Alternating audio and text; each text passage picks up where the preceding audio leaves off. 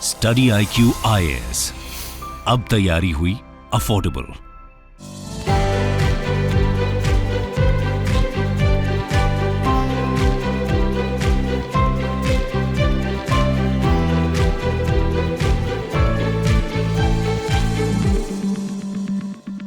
$3,700 kgs of explosive, 10 men and 15 seconds and boom!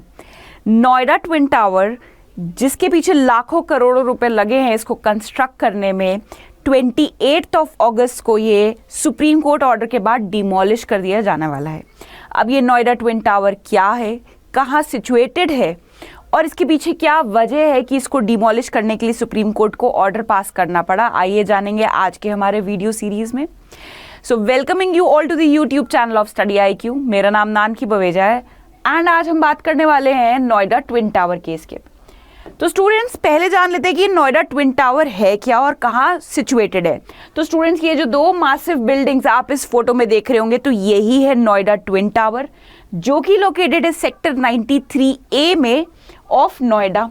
दो buildings, उसमें से एक का नाम है एपेक्स एंड दूसरे का नाम है सियान। एपेक्स में तकरीबन 32 फ्लोर्स है, जिनको माले भी कहा जाता है। तो 32 माले की बिल्डिंग है ये एपेक्स टावर और 29 फ्लोर्स हैं सियान में, जिसमें अगर दोनों को क्लब करा जाए तो तकरीबन 900 फ्लैट्स हैं, जिनकी कीमत है 70 करोड़ रुपए। अब इसको बिल्ड किया है real estate company Supertech limited ने। अब ऐसा क्या हुआ कि सुप्रीम कोर्ट ने ऑर्डर पास किया है कि ये जो दो बिल्डिंग्स हैं जिसकी कीमत 70 करोड़ है उसको डिमोलिश कर देना चाहिए। तो आइए चलिए थोड़ा सा रिवाइंड करते हैं, 2004 में चलते हैं, जब पहली बार सुपरटेक लिमिटेड ने नोएडा, जिसको new Okhla industrial development authority को एक प्लान प्रपोज किया था for the development of a society, और सोसाइटी का नाम था एमरल्ड कोर्ट, जिसमें टोटल 14 टावर थे और हर टावर में 10 फ्लोर होने थे।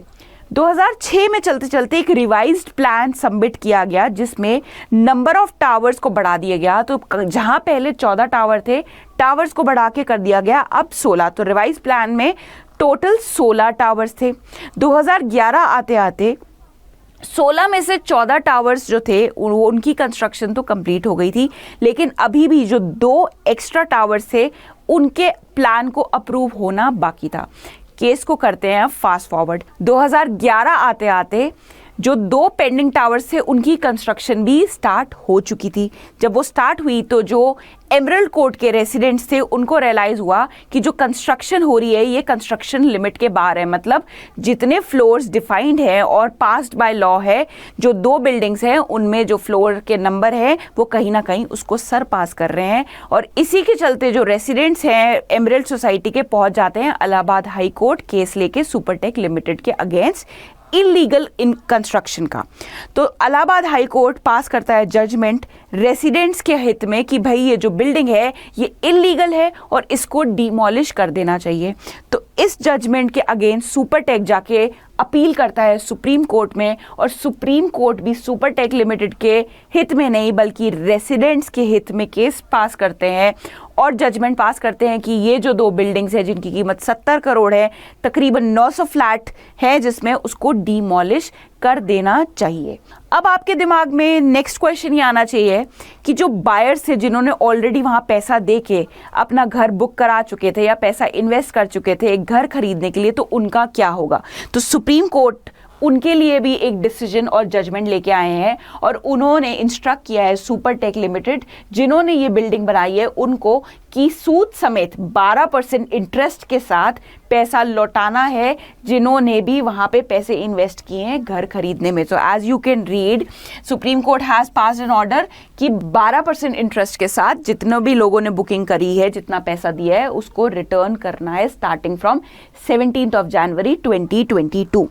अब बात करते हैं डिमोलिशन की। तो डिमोलिशन कब होना है? तो डिमोलिशन होना है 28 अगस्त 2022 को दोपहर के 2:30 बजे।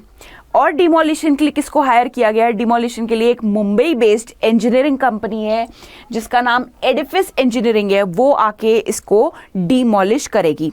कहा जा रहा है और माना जा रहा है कि डिमोलिशन के बाद में करीबन 55,000 टन 55,000 टन की डेब्री या मलबा इकट्ठा हो जाएगा, जिसकी कीमत लगाई जा रही है समवेयर अराउंड 15 करोड़ रुपीस।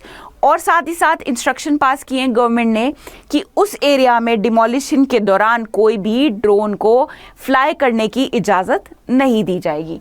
अब चलते हैं कि क्या टेक्निक यूज़ करी जा रही है डिमोलिशन के लिए। तो डिमोलिशन के लिए मैं आपको बता दूं, दो टेक्निक होती है, एक होती है इम्प्लोजन टेक्निक और दूसरा होता है एक्सप्लोजन टेक्निक। इम्प्लोजन टेक्निक की बात करें तो इम्प्लोजन टेक्निक में जब बिल्डिंग गिरती है तो वो अपने आप के ऊपर अंदर की तरफ गिरती है, वेराज जब एक्सप्लोजन टेक्निक को यूज़ करते हैं तो जो मलबा होता है और बिल्डिंग ध्वस्त होती है वो बाहर की तरफ गिरती है।